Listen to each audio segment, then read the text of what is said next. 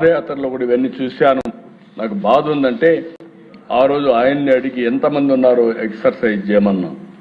Mega DSA కింద 16,300 ఉద్యోగాలు ఇవ్వాల్సి వస్తుందని 397 ఇవ్వాల్సి వస్తుందంటే కేబినెట్ లో పెట్టి ఫస్ట్ సంతకం అధ్యక్ష ఎలక్షన్ మేనిఫెస్టోలో పెట్టాం.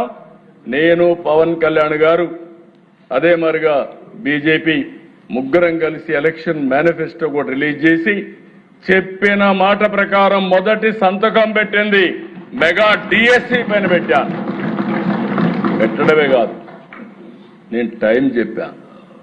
ఇది విశ్వసనీయతకు సంబంధించిన విషయం, ఇమ్మీడియట్ గా చేయమని. మొత్తం ఉద్యోగాల దిశ 16,347.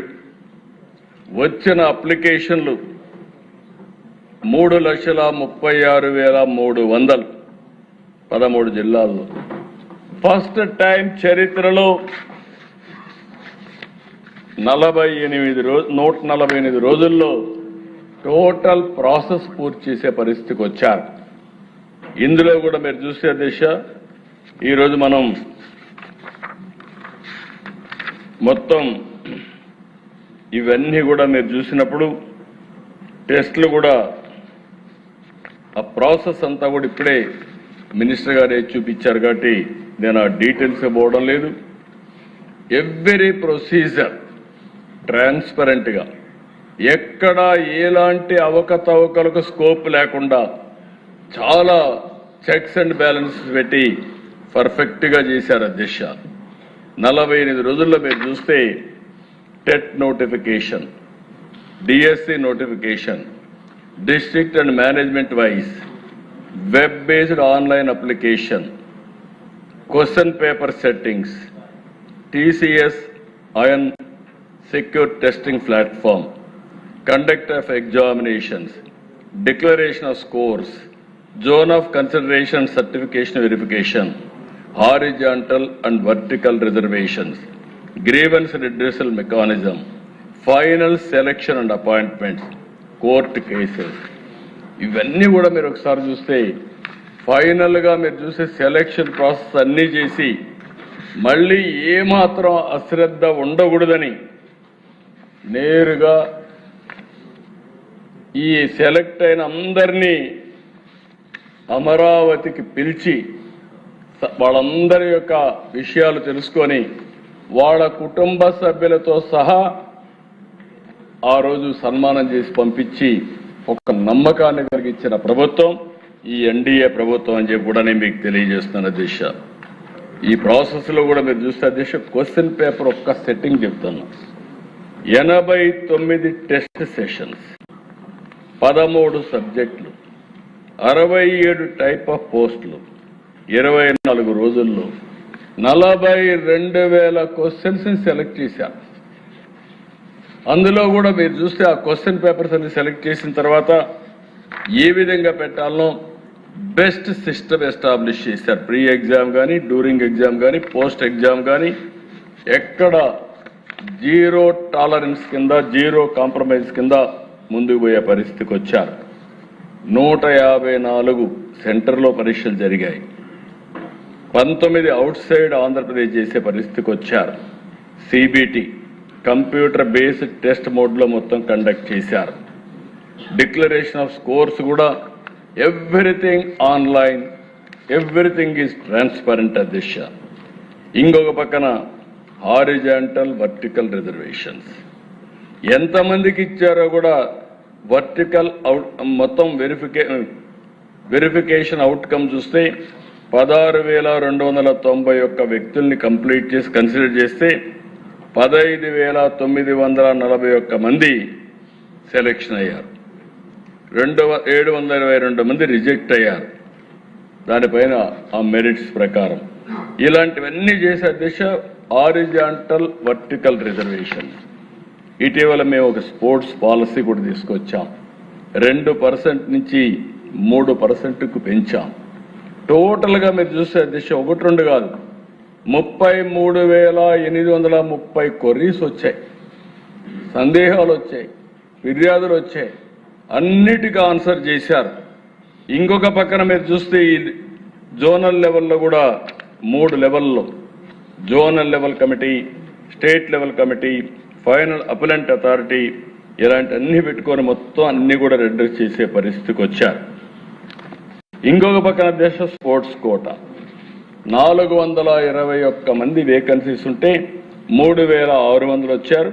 5328 పోస్టు ప్రిఫరెన్సెస్ ఇచ్చారు. ఇందులో కూడా మీరు చూస్తే అధ్యక్ష 24-29 పాలసీ తీసుకొచ్చాం. 2 నుంచి 3% పెంచాం. దీనికి ఒక జీవో ఇచ్చాం. ఇచ్చిన తర్వాత అధ్యక్ష మీరు చూస్తే జీవో నెంబర్ 4 చాలా స్పెసిఫిక్గా ఇష్యూ చేసి ఇవన్నీ కూడా ఒక పద్ధతి ప్రకారం మొత్తం కూడా గవర్నమెంట్ ఆఫ్ ఇండియా ఏదైతే అమలు చేశారో అదే ఇక్కడ అమలు చేసే పరిస్థితికి వచ్చాం. ఫైనల్గా అధ్యక్ష ఇటీవల కాలంలో ఎప్పుడూ మాట్లాడలా, 1 ఇయర్ పైన అయిపోయింది. ఉద్యోగాలు వచ్చిన వాళ్ళు చాలా హ్యాపీగా ఎంత ఆనందంగా ఉన్నారంటే వాళ్ళ టెస్ట్ మనీలు చూస్తే నాకే ఒళ్ళు జలధరించే పరిస్థితికి వచ్చింది. వాళ్ళ స్టోరీస్ అంటే చాలా ఒక మనస్సుని కలిసివేసే విధమైన స్టోరీలు. ఒక్కొక్కరు 7 ఏళ్ళు మేము ప్రాక్టీస్ చేసాం, చదువుకున్నాం. ఎవ్రీ ఇయర్ పెడతారన్నారు. పెడతారంటే మేము ఆత్రపడ్డాం. 7 ఏళ్ళు జీవితాన్ని నాశనం చేసుకున్నాం. కడాన మీరు ఏదైతే మెగా డిఎస్సి పెట్టారో అచంచలమైన విశ్వాసంతో కష్టపడ్డాం. రాత్రింబగళ్ళు కష్టపడ్డాం. మా కష్టానికి తగిన ఫలితం దక్కిందని వాళ్ళ కష్టాలు వర్ణించినప్పుడు మనసు కూడా చెల్లించిపోయే పరిస్థితికి వచ్చింది. అలాంటి రిక్రూట్మెంట్లో ఎక్కడ ఏది జరగకపోతే వీళ్ళు పెట్టిన అధ్యక్ష మీరు చూస్తే allegation SCERT direct convener, DSC convener, ఇంకొక పక్కన డైరెక్టర్ ఒకరే ఉన్నారు. ఇది అడ్మినిస్ట్రేటివ్ కన్వీనియన్స్. ఆయన ఏం చేశారు తప్పులేదు, ఆయన ఒకడున్నాడు కాబట్టి నేను బురద ఇస్తున్నా. This is one allegation. ఇంకొక అలిగేషన్ అధ్యక్ష ఎవరికో ర్యాంక్ ఒకటి వచ్చిందని. అతని ర్యాంక్ ఒకటి వస్తే నేను కూడా కనుక్కున్నాను ఏంటి ఎట్లా వచ్చిందని. వచ్చింది, వెరిఫికేషన్ రాలేదు. వెరిఫికేషన్ రాకపోతే 1 వచ్చిన వాడికి ఎందుకు ఉద్యోగం ఇవ్వలేదంటారు. అంటే ఏ విధంగా వీళ్ళకు దొరికితే ఆ విధంగా మాట్లాడే పరిస్థితికి వచ్చారు. ఇది ఒక చాలా స్పష్టంగా అది కూడా వెరిఫై చేస్తే ఇది వాస్తవం. ఇంకో పక్కన దిశ lack of transparency in declaring results అంటారు. మొత్తం మీరు రిజల్ట్స్ చూస్తే ఎప్పటికప్పుడు మెరిట్ కమ్ రోస్టర్ లిస్టులన్నీ కూడా డిస్ప్లే చేయడం, కలెక్టర్స్కి వాళ్ళు కూడా నోటీస్ బోర్డులో పెట్టడం, ఆన్లైన్లో ఇప్పటికి కూడా ఏ రోజు ఏం జరిగిందో total process is online beginning to ending.